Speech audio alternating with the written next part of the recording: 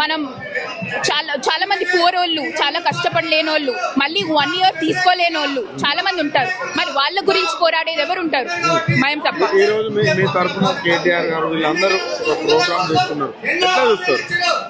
It's very nice that మనకి ఇలాని చేసి చాలా అవేర్నెస్ తెస్తున్నారు. Lot of news channels very appreciable. ఇంకా ఇలాగే చేస్తా ఉంటారు అని నేను అనుకుంటున్నా. ఏ పార్టీస్ ఇన్వాల్వ్ చేయకుండా జస్ట్ స్టూడెంట్స్.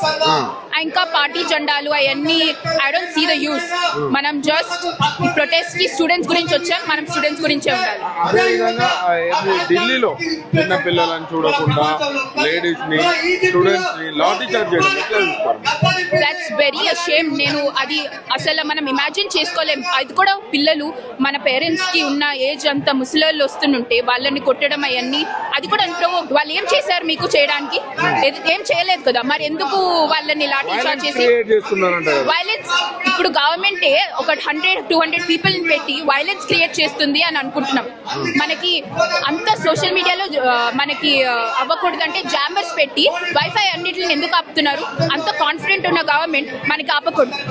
సాక్ ధర్మేంద్ర ప్రధాన్ ని తీసేయాలి, రెసిగ్నేషన్. అప్పుడే మనకు more accountability form of government. మన ఇండియా అనేది డెమోక్రసీ, వరల్డ్స్ బిగ్గెస్ట్ డెమోక్రసీ. మన కంట్రీ చూపించలేదంటే ఏ డెమోక్రసీ చూపిస్తుంది? మనం పీపుల్ అనే వాళ్ళం ఒకళ్ళు వచ్చి ప్రొటెస్ట్ చేస్తే కానీ ఇది అవ్వదు. అంటే ఇంత పెద్ద ఎత్తున ప్రొటెస్ట్ చేసినప్పటికీ కూడా ఎక్కడ కూడా ప్రైమ్ మినిస్టర్ కావచ్చు, ధర్మేంద్ర ప్రధాన్ కావచ్చు మాట్లాడకపోవడం, ఏ రెస్పాన్సిబిలిటీ తీసుకోకపోవడం ఎట్లా చూస్తారు? Very ashamed of the government. ఒక్కసారి ఒక మినిస్టర్ ని తీయడానికి ఇంత కష్టం అవుతుంది అంటే ఐ కాంట్ బిలీవ్ ఇట్. ఇంకా ఇంతమందిని కొట్టడం, లాట్ ఆఫ్ టియర్ గ్యాస్ వేయడం అవన్నీ what I don't think we should do that. Peaceful protest అనేది పీస్ఫుల్. నేను చేసే వరకు మేము ఆగము. ప్రొటెస్ట్ రోజు అవుతానే ఉంటాయి. ఫస్ట్ ఢిల్లీలో స్టార్ట్ అయింది, ఇప్పుడు కంట్రీ మొత్తం ఇవాళ ప్రొటెస్ట్ అవుతున్నాయి. కంట్రీ మొత్తం ప్రొటెస్ట్ చేసేది ఏదో రాజకీయం కోసమో, లేకపోతే ఇంటర్నేషనల్ ఫండింగో, లేకపోతే టెర్రరిజమో, ఏదో ఒకటి వాళ్ళ social media, BRS social media అన్ని rumours and it's spread by the government. It's a propaganda.